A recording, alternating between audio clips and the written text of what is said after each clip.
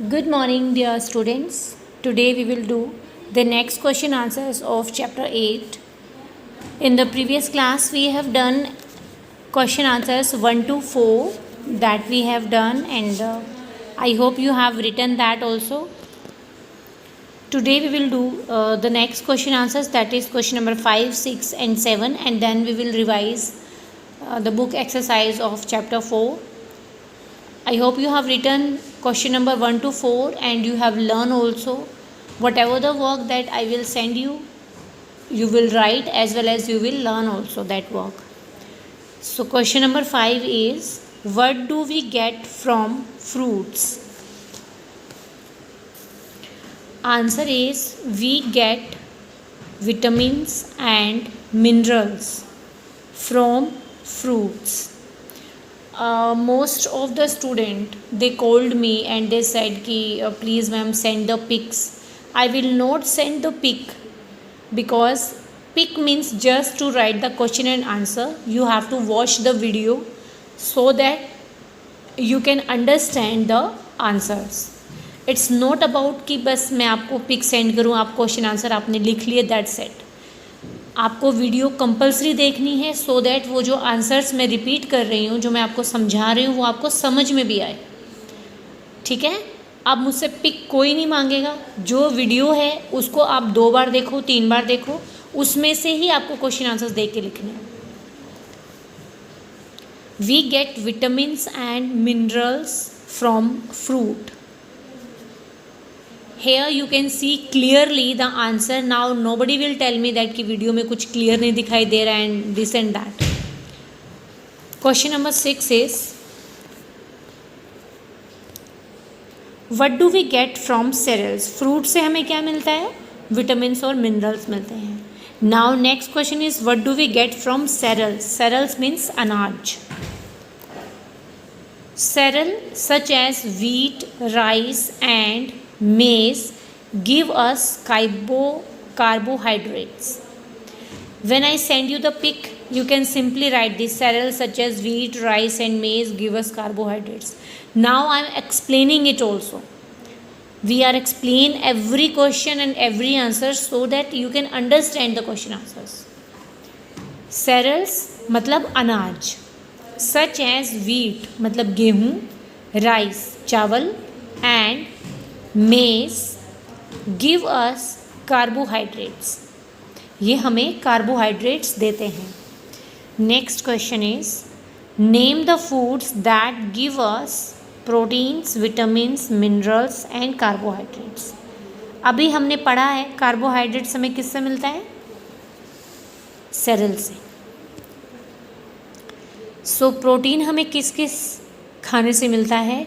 Meet and fish, milk.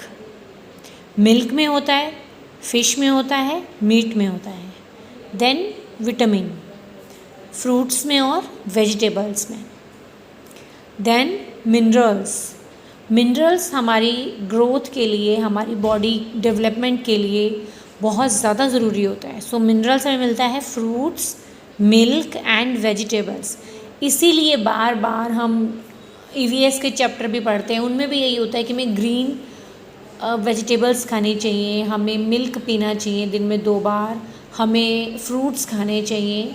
वो सब इसलिए कि जो अब आपकी एज है, जब आप इस एज में ये सब चीज़ें प्रॉपर तरीके से खाते हो तो आपकी बॉडी की ग्रोथ होती है, आपकी हाइट अच्छी होती है, आपका वेट अच्छा होता है, आपका माइंड अच्छे से वर्क करता है, आप बीमार नहीं पड़ते हो, आपको चीज़ें जल्दी समझ में आती हैं क्योंकि आप हेल्दी रह रहे हो. इसीलिए जब हम हेल्दी खाना खाते हैं तो हम हेल्दी लाइफ जीते हैं. दैट्स वाई आपको फ्रूट्स, मिल्क एंड वेजिटेबल्स ये बहुत ज़रूरी है खाना. फिर है कार्बोहाइड्रेट्स. हमें किससे मिलता है? कार्बोहाइड्रेट्स हमें सेरेल से मिलता है, मतलब अनाज से मिलता है. So these are the question numbers 5, 6, 7. Once again I am revising the answer. We get vitamins and minerals from fruits. Cereals such as wheat, rice and maize give us carbohydrates.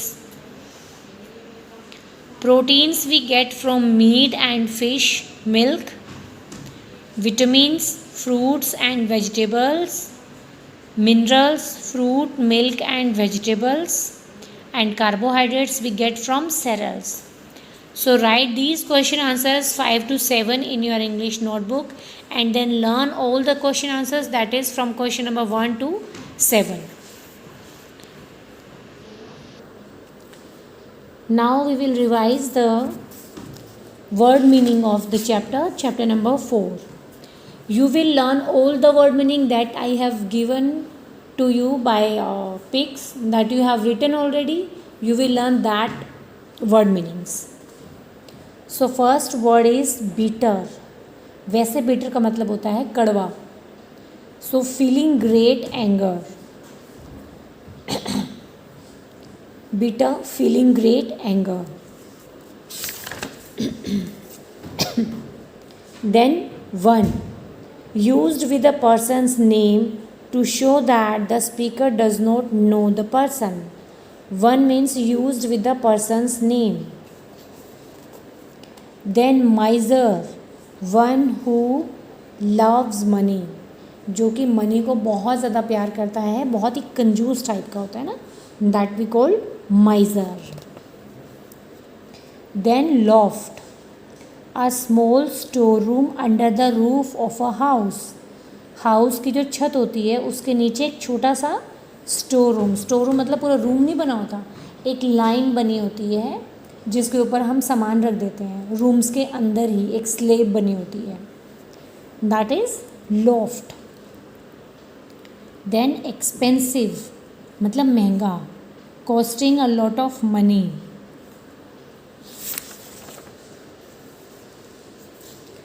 Then nibbled, bit into small bites, छोटे छोटे bites में काटना. Growled, spoke in a low threatening sound. Bolted, run away quickly. From that day on, from then until now. So read this, learn these word meaning properly. We have read the chapter once again, summarize, we have done the chapters, and now word meaning also we have done. So revise them properly.